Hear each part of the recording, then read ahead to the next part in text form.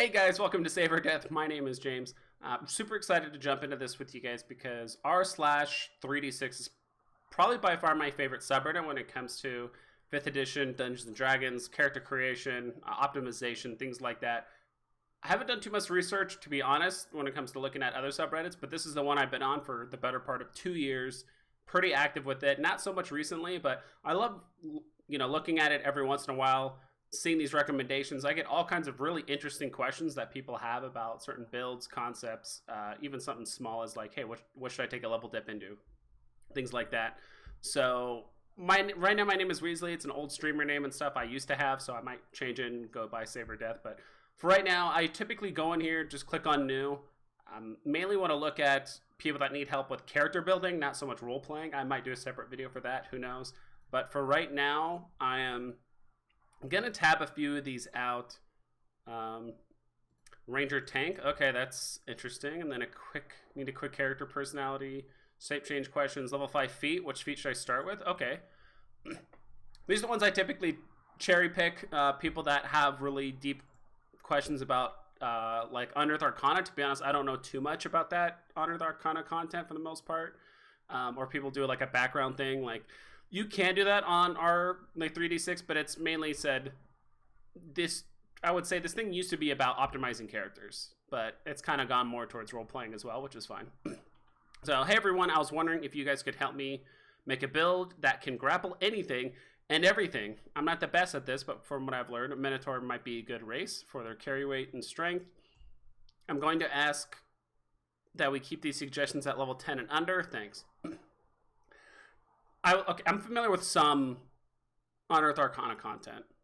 I'm trying to remember what it's called. It's the one where it's the fighter subclass. You can turn into a giant. It's not giant soul. That's the sorcerer one, but there's a different one. I'm trying to remember the name of it off the top of my head. But you can basically become like, as a bonus action, you become like a large size. Just for that fact, just be a strength based build. Become large size. Now you can grapple anything that's basically huge, which is 95% of the creatures and below in the game, or there's only 5% of the creatures in the Dungeons Master's guide that's above that big. Powerful build is nice to have. Looking at some of the other suggestions people might have said, Simic Hybrid Barbarian. At least for the class, I would say Barbarian, but if UA isn't, I would say, pick that fighter large. I'm trying to remember the name of it off the top of my head. It's going to kill me if I don't remember. But if not, Barbarian is also a really good one. You get advantage on those. Strangely enough, sometimes actually taking a level dip into either Rogue or Bard for expertise in athletics can be really, really good as well. So that way it almost guarantees the fact that you can grapple people. Unfortunately, the grapple feat is really, really terrible in 5th edition. So I would typically either go with the Tavern Brawler feat, or maybe even Fighter Battle Master. They can do trips, and then you can grapple them afterwards. So you can actually make an attack, trip them, and then you can grapple them while they're on the ground to kind of save yourself another athletics check. Who knows? So that would be my recommendation for this guy. Usually I would type it in right now, but just for the sake of time, I'm pretty much just going to be jumping from post to post. Ranger Tank. Sadly, I'm in the position that my level 18 Paladin, wow, this guy's a high level, may not be returning to the party, as he was a party tank and healer, 2 arcane casters, rogue. Okay, that's his party. I was looking for a replacement in case the next session didn't go well. I was thinking playing a ranger and seeing if it could tank and offer some healing with that. Okay.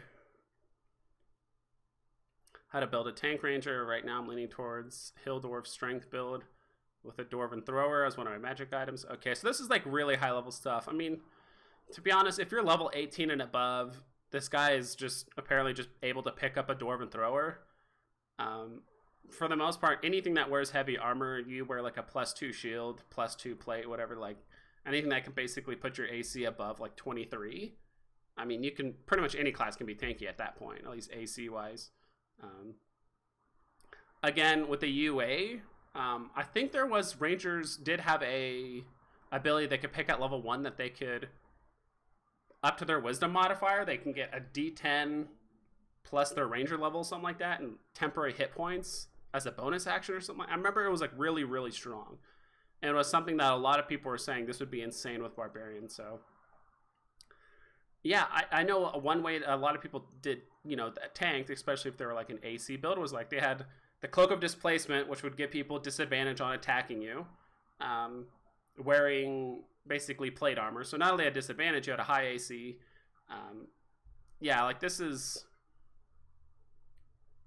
Yeah, that would be my recommendation. It's like you can tank as a ranger. You just basically just pick the magic items that revolve around it. So Cloak of Displacement, +2 shield, +2 half plate or plate, depending on the hill dwarf, and if he picks a feat that allows him to wear heavy armor. So that would be my recommendation for him. Again, at least for me, just being an optimizer, I like knowing people's stats, what the level's going up to. He did say it's a pretty late game character, so that did help, but see, something like this guy knows what he's talking about. So starting level 5, 1 feat, what should I take? My rolled stats are 18, 16, 14, 14, 14, 11.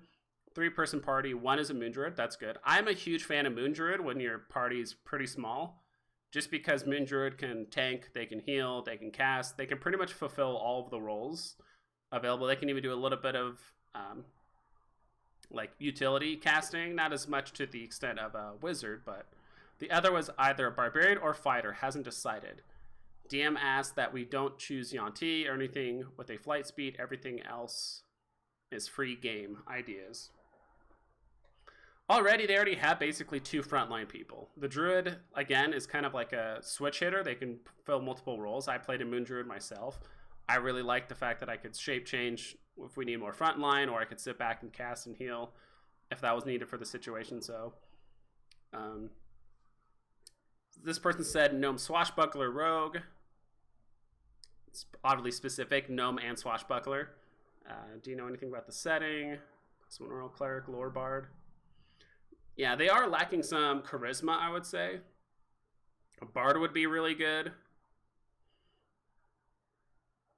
I prefer to have... So when you have a small party, especially of 3 people, it's really hard to have one person fill one role. Moon Druid is amazing.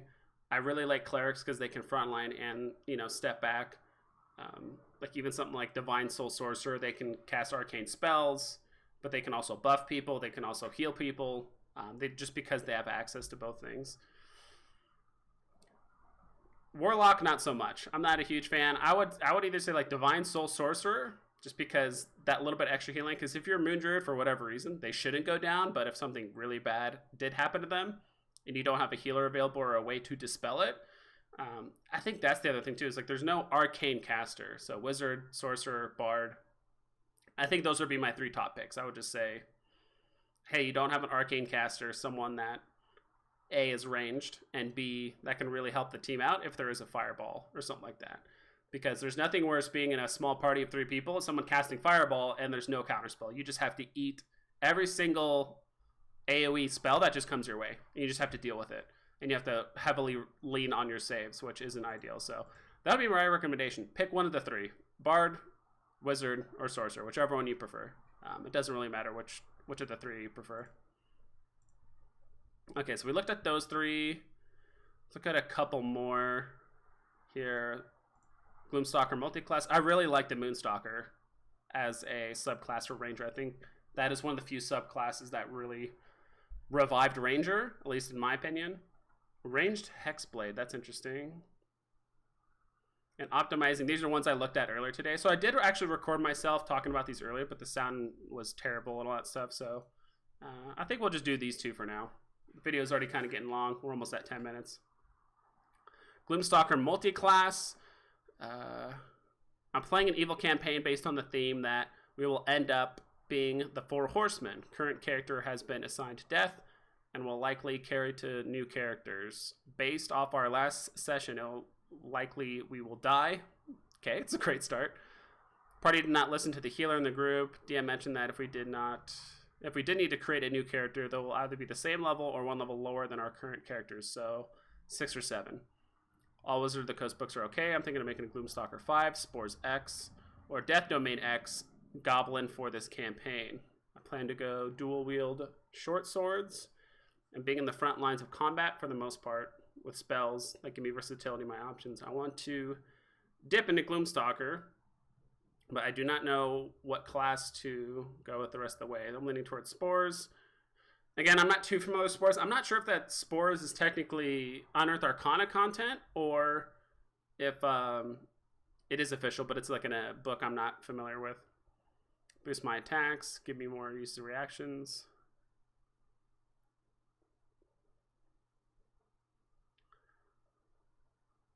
Okay, so the person's going to be level 5 or 6 or 7. And they're going to be ranged. I mean, I think that's one thing with the Gloomstalker that is nice. Like, you can be short range, so you get that extra initiative. You get the short range stuff. I guess my recommendation would be Gloomstalker. I don't know what he wants to do with the Circle of Spores or Domain. Any suggestions? Let's see what other people have to say on this. Just this guy. Rather than the 5-15 split, could go Gloomstalker 3, Shadow Monk 17, True Unseen Terror. Okay. It's really, I'm really confused as to what he's going for. He wants to dual wield short swords.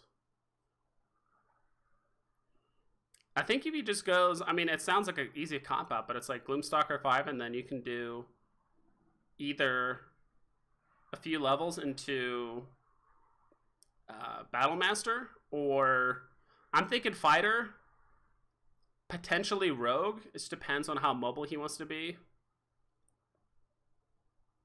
Front lines of combat, which will give me some versatility options. So it sounds like he just wants to be able to do like a flurry of attacks and be able to push more damage. In my opinion, I think he should go Fighter. Being able to have the action surge, and actually action surge with that Gloomstalker like initiative thing, like your first round of combat, you get an extra attack. That actually stacks with action surge. So let's say he's a Gloomstalker 5, he gets 2 attacks plus his bonus 1 from the Gloomstalker initiative thing. I completely forgot what the ability is called. If you action surge that first round, you actually make 3 more attacks. So you actually get 6 attacks that first round, because I'm pretty sure that was confirmed by Jeremy Crawford or whatever it was. If I do remember, I'll put it down in the link below. But that would be my recommendation. Is like, go Fighter if you really want to do a flurry of attacks, get some extra damage, and be able to put a little bit of something on it with Battlemaster. That would be my recommendation. I'm not sure why. I don't know if he wants a little bit of spell casting. He already has it with Gloomstalker, so not really sure what he's trying to shoot for here. But that would be my recommendation. Okay, so ranged Hexblade. I know we discuss a Hexblade build often, but from what I'm seeing, the majority of those are melee builds, which makes sense. Would a ranged Hexblade be viable? How should I go about building one if so? Thanks, guys. Have a good weekend. I was thinking about actually making a video that kind of argued the point that actually a ranged Hexblade is better than a melee one. Not using like a longbow, but just being spell, Eldritch Blast, that kind of thing. Because I think, like, don't get me wrong, the smite is really strong, but I think being able to use your spells for AoE attacks and still getting more attacks with Eldritch Blast with Hexblade's Curse is a bit better.